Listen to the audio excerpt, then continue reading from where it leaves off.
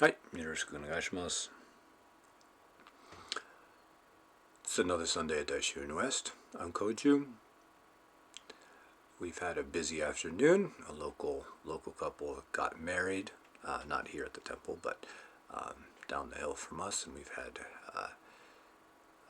they're sort of peripherally connected to the temple, so we've had different family that is visiting from all over the place who are curious to stop by and see the place before they leave and go back to where they came from. So we've had a steady stream of visitors all afternoon coming to have tea and look around, which is nice. It's that season. Just about summertime. It's starting to get a little bit hot in the afternoons, but it's still quite beautiful. はい。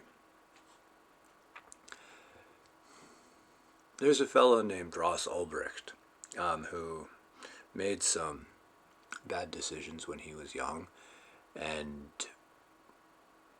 went to jail. He ended up getting a life sentence, in fact. 2 life sentences plus 40 years, if I remember right.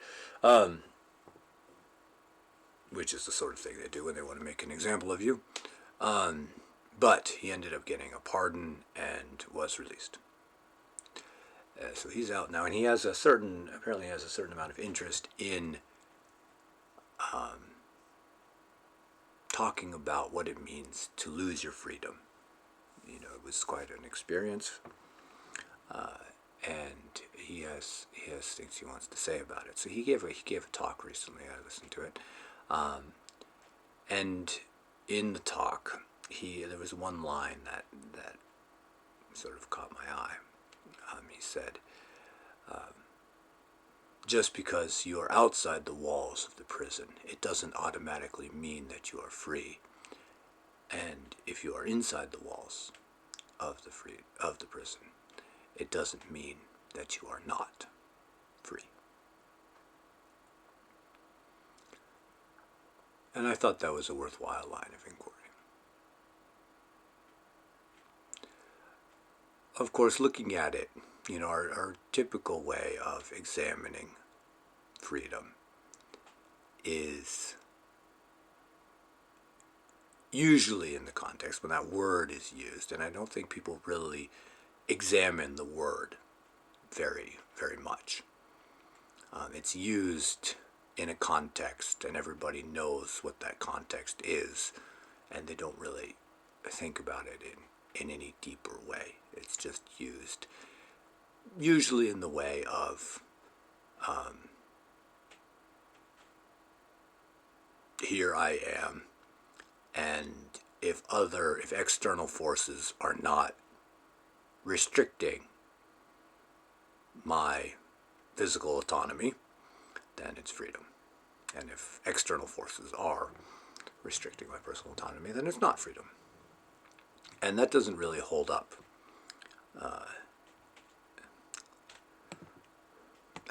That doesn't really hold up if we look at it a little bit closer.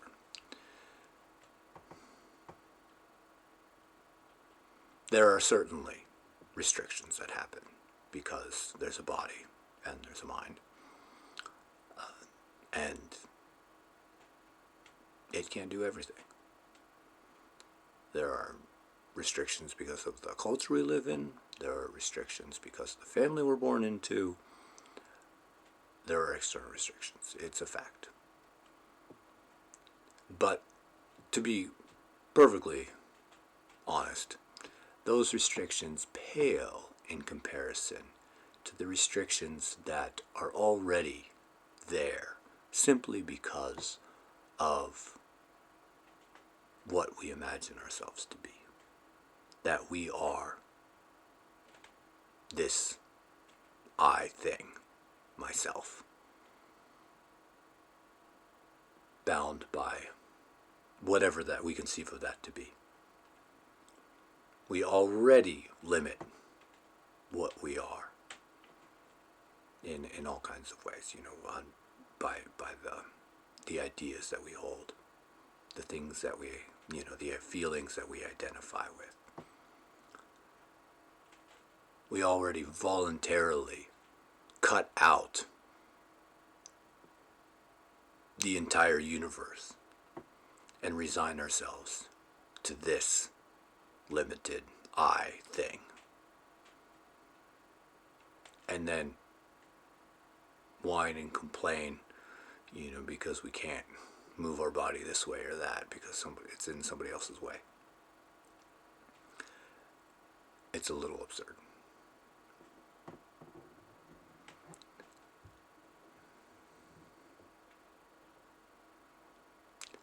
So to Ross's point, if we look at what exactly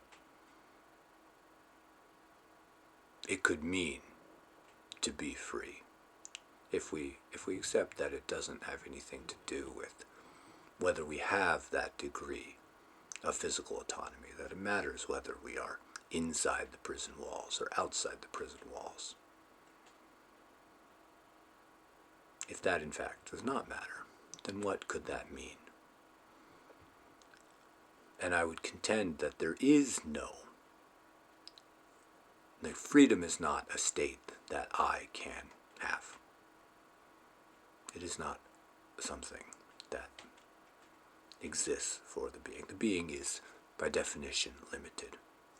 And there's no definition of freedom that makes sense to apply to it. We have a convention. We talk about it. It's true. And there's reasons for those conversations. We need to talk about what it means in a society to be free, and that's something else. I'm talking about something different. What is true freedom? And while, justice and liberty and those sort of things are important causes, I'm not saying they're not, but I'm referring to something different. If we were to postulate that there is actual true freedom to be had, then it isn't something that is of me, that I can then have, that this being could be like, I am truly free. Identifying with the I is already not that.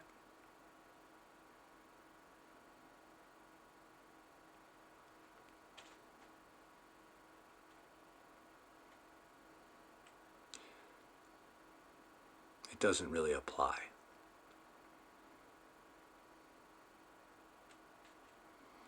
So there has to be, if we're to be done with that I thing, and taste what freedom might taste like, there has to be a method. There has to be a way where the scent of the I thing is stuck to us. And there's it's highly unlikely that there's a way we're going to be rid of it simply by our own sort of internal efforts. We're already, the smell has been stuck to us for so long, we don't even smell it anymore. And that's the most dangerous kind of freedom, is the kind where you already think you are free. Where it's like, well, or you're just thinking it's good enough, perhaps. Like, well, this is good enough. This is how I am, maybe. It's good enough. And it's good enough as long as things are relatively comfortable and nice.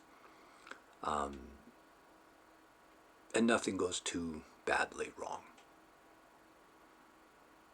But then, once the shit hits the fan, well, we'll start to notice that it's oppressive, that there isn't freedom. As long as there is that identification with the I thing, then there is a corresponding yearning for reunion with the truth, or this aspirational, this yearning for something. Maybe it's better termed as in the opposite way, as a dissatisfaction. But in this conversation, it's dissatisfaction with oppression, with the oppression of myself, and the yearning for freedom from I.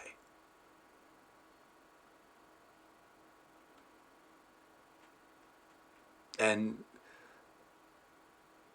sometimes it's not verbalized that way. Sometimes different people have different ways of expressing it, different ways of feeling it, really. It shows up, it comes up in different ways for different people. But this is one of those ways. I think as a teenager, I felt it rather acutely. I felt that there was just something stuck, and I couldn't really blame anybody else. It's always tempting to blame, something when you were raised, your parents or whatever, or the society that you were born into. They brainwashed me to be this way, and I resent it because I'm not free now. But when you actually look, it's just identification with that beingness.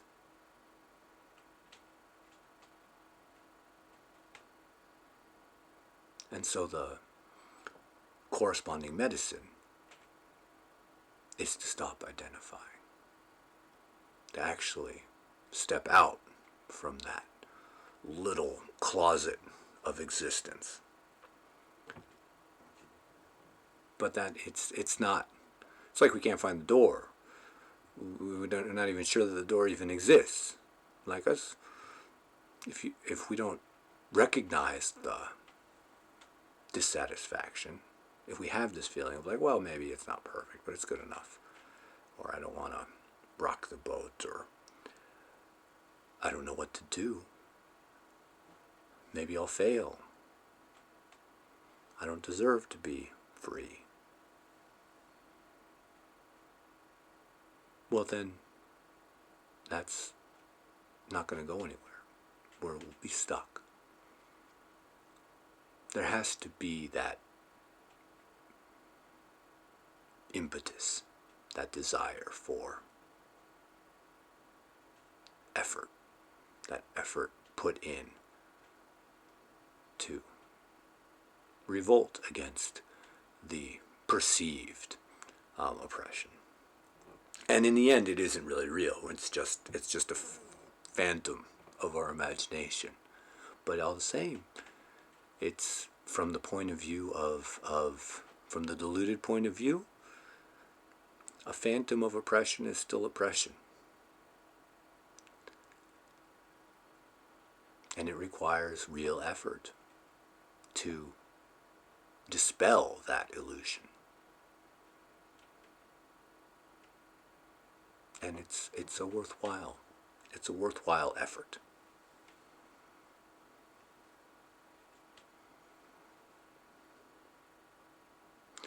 So I think Ross's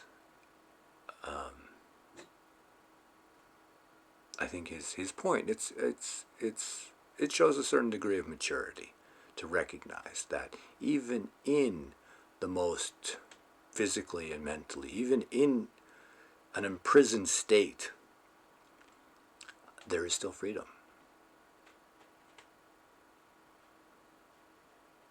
And even when we appear to have complete liberty, we might still be in chains.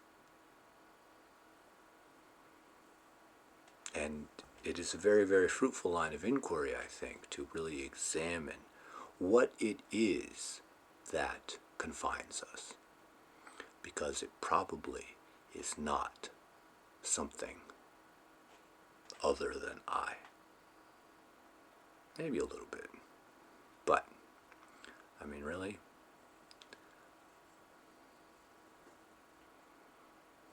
So it's worth looking at. Hi. Well, until next week, if you have any questions or you want to get in touch with the temple, Daishu-in-West.org, and you can send an email or a letter or something. People still send letters. And everything comes to me. So please don't hesitate to reach out. よろしくお願いします。